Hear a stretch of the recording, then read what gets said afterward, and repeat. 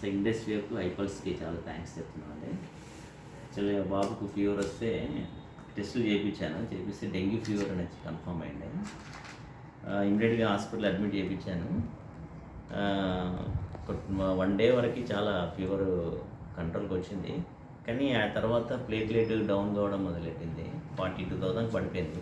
Doctors అడిగినప్పుడు ఏమంటున్నారంటే అది ఒక లెవెల్ తగ్గి మళ్ళీ పెరుగుతా అన్నారు. కానీ 3 days వరకు అది తగ్గుతూ పోయింది కానీ పెరగలేదు.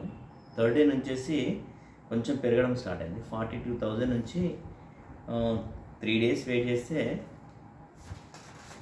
64,000 దాకా వచ్చింది. తర్వాత ఒక రోజు వెళ్తే 81 వచ్చింది. తర్వాత నాకు కొంచెం ఒకసారి మన సీనియర్స్ని సజెషన్ తీసుకోండి అడిగితే ఐపల్స్ గురించి చెప్పారు. యాక్చువల్లీ ఐపల్స్ ఇదివరకు నేను వాడాను, కానీ మళ్ళీ తొందరగా గుర్తొచ్చేసి ఇమ్మీడియట్గా తెప్పించాను. అప్పుడు బాబుకి రెగ్యులర్ ఇచ్చాను. జస్ట్ వితిన్ 24 hours లో 64,000 నుంచేసి 90,000 దాకా వచ్చింది ప్లేట్లెట్. సో నాకు చాలా హ్యాపీగా అనిపించింది. తర్వాత ఇంటి దగ్గర ఒక వితిన్ 2 daysలోనే నార్మల్గా రెగ్యులర్గా వచ్చారు. ఇప్పుడు మళ్ళీ నాకు హాస్పిటల్ కొంత అవసరం రాలేదు, మళ్ళీ ఫీవర్ కూడా రాలేదు, చాలా యాక్టివ్ ఉన్నారు. ఇది చాలా చాలా ఉపయోగపడింది.